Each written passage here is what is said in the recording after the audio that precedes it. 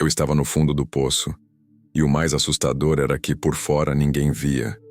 A vida continuava, as pessoas passavam, os compromissos me engoliam. Mas por dentro, tudo estava desmoronando. Não era só tristeza. Era um silêncio interno que doía. Era uma sensação constante de estar desconectado do mundo, de mim mesmo e de tudo que um dia me trouxe paz. Era acordar e se perguntar: por quê?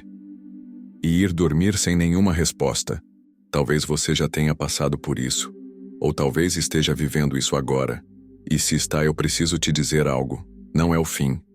É o início de algo muito maior, se você tiver coragem de olhar para dentro. Naquela época eu não queria ajuda. Eu queria respostas. Eu queria entender por que minha mente parecia minha inimiga. Por que eu repetia padrões de autossabotagem. Por que eu me perdia em pensamentos que me consumiam. Por que a vida parecia vazia mesmo com tudo ao redor funcionando. Foi ali, nesse momento de colapso silencioso, que eu tomei uma decisão que mudou tudo. Mergulhar no estudo da mente humana, não como um curioso, mas como quem busca oxigênio no meio de um incêndio. Comecei com livros de psicologia, depois fui para a neurociência, a espiritualidade, a Bíblia, os grandes mestres do pensamento, os filósofos, os sábios, os que venceram a dor. Estudava como quem lutava pela própria alma, e quanto mais eu compreendia o funcionamento da mente, mais eu entendia o que me adoecia. E mais ainda, comecei a enxergar Deus em cada descoberta, na forma como os pensamentos criam realidades, na forma como emoções guardadas se tornam doenças, na forma como a verdade liberta e como a fé cura. Essa jornada me levou a uma nova forma de existir, e é sobre ela que eu quero falar com você. Porque talvez você também esteja nesse ponto de ruptura. E se estiver, talvez o que te falta não é mais força nem mais ânimo. É clareza, direção e fé. E tudo isso começa com o que você alimenta dentro de si. A primeira coisa que eu entendi é que a mente não é a vilã. Ela é só um reflexo do que você vem acumulando há anos. Pensamentos, traumas, crenças, palavras que ouviu e guardou. Tudo isso foi moldando a forma como você se enxerga, como enxerga os outros, como enxerga Deus. E se a sua mente está te torturando, é porque ela está repetindo o que foi alimentada para acreditar. Ela não cria do nada. Ela reproduz. Quando percebi isso, um estalo aconteceu. A dor que eu sentia não era porque eu era fraco, era porque eu estava preso num padrão de pensamento negativo, num ciclo de autossabotagem, numa identidade que me limitava.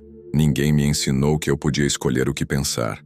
Ninguém me ensinou que pensamento não é verdade absoluta, mas a verdade liberta. E a primeira verdade que liberta é: você não é sua mente. Você é o mestre dela. Ou pode se tornar. Depois que entendi que eu não era minha mente, veio a pergunta que mudou tudo. Se eu não sou meus pensamentos, então quem sou eu? Foi aí que comecei a mergulhar fundo. Estudo após estudo, livro após livro, psicologia, neurociência, espiritualidade. Mas o que mais me impactou não foi o conhecimento técnico. Foi perceber que por trás do caos mental havia silêncio. E esse silêncio tinha presença. Tinha vida. Tinha Deus.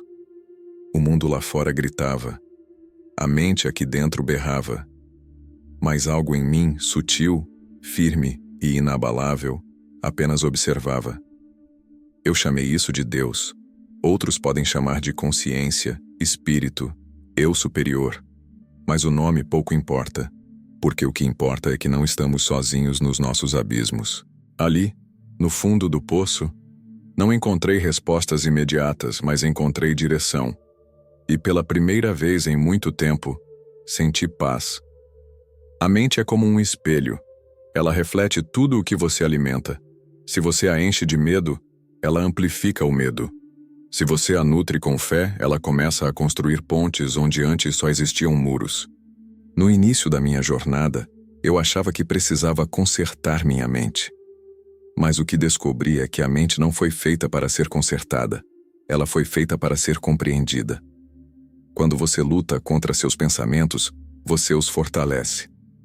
Mas quando você os observa, sem julgamento, algo milagroso acontece. Eles perdem o poder. Comecei a praticar isso diariamente. Observar sem reagir. Sentir sem resistir. Aceitar sem me identificar. E foi nesse espaço entre o estímulo e a reação que encontrei liberdade. A verdadeira liberdade não é fazer o que se quer. É não ser escravo do que te controla por dentro. Esse entendimento foi o ponto de virada. Não mudei de vida da noite para o dia, mas mudei de direção. E toda mudança começa assim, com uma nova direção interna. À medida que fui mergulhando mais fundo no estudo da mente, percebi uma verdade que muitos ignoram. O sofrimento não vem do que acontece, mas da forma como interpretamos o que acontece. A mente tem o poder de transformar uma gota em tempestade, ou uma dor em propósito. E foi nesse ponto que entendi. Eu não precisava apagar o passado. Eu precisava ressignificá-lo. Cada decepção, cada queda, cada momento de escuridão. Eles não estavam ali para me destruir. Estavam ali para me despertar. Comecei a ver sentido na dor. Ela não era mais inimiga, era professora. E essa mudança de perspectiva foi como acender uma luz dentro de mim. Foi nesse momento que algo maior começou a se revelar. Percebi que, mesmo quando me sentia sozinho, eu nunca estive. Havia uma presença silenciosa, sutil, mas constante, como se Deus estivesse me esperando, no fundo da minha mente, no centro do meu ser. E aí, tudo começou a mudar de verdade. Foi aí que a jornada deixou de ser apenas mental e passou a ser espiritual. Eu percebi que o autoconhecimento me levou até o ponto em que a lógica já não era suficiente. A mente me explicou o sofrimento, mas o espírito me mostrou o caminho da paz. Não era mais sobre entender, era sobre confiar. Passei a buscar mais que respostas. Passei a buscar presença, silêncio, intuição, Deus. Não o Deus que eu tinha ouvido falar, cheio de regras e punições, mas um Deus vivo, presente dentro de mim. Um Deus que sussurra em meio ao caos. Calma, eu estou aqui. E essa fé não veio de fora, não foi doutrinada.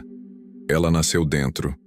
Cresceu com cada pequeno milagre de lucidez, com cada momento em que eu percebia que minha mente estava em paz, mesmo com tudo desmoronando lá fora. Foi assim que descobri que Deus não está apenas no alto dos céus. Ele está no silêncio entre um pensamento e outro, no espaço entre uma dor e a cura, no instante em que você para de tentar controlar e começa a se entregar. O que mudou minha vida não foi apenas o conhecimento, foi o encontro comigo mesmo, com minha alma, com aquilo que nenhuma técnica de desenvolvimento pessoal poderia acessar. Porque tem um ponto em que a mente precisa se calar e o espírito precisa falar. Ali, eu entendi que não precisava me curar para encontrar Deus. Era o contrário. Era encontrando Deus e que eu me curava. Ele me ensinou a respirar diferente, a enxergar o caos como lapidação, a aceitar que a dor também tem propósito, a confiar que, mesmo quando eu não vejo saída, Ele está criando um novo caminho. A fé virou a minha casa, a presença, meu alimento, e a entrega, meu escudo. Hoje eu olho para trás e vejo que foi naquele vale escuro, onde pensei que seria o fim, que Deus plantou o começo. A depressão foi o terreno onde a vida verdadeira começou a brotar. E eu precisei descer, para depois subir. Se você chegou até aqui, talvez esteja no mesmo ponto que um dia eu estive. Perdido entre pensamentos confusos, preso em dores que parecem não ter fim. Mas escuta isso com atenção.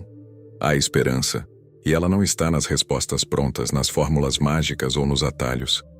Ela está dentro de você, no seu silêncio, na sua busca sincera e, principalmente, na sua decisão de não desistir. A mente é uma ferramenta poderosa, mas não é seu mestre. Quando você começa a entendê-la, algo muda.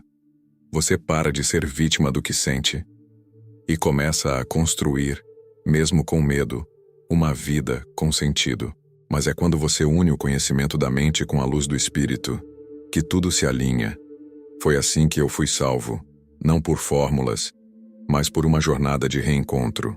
E se hoje eu posso te dizer algo não importa o quão escura esteja sua noite, Deus ainda está escrevendo sua história. Continue, porque Ele ainda tem capítulos maravilhosos reservados para você.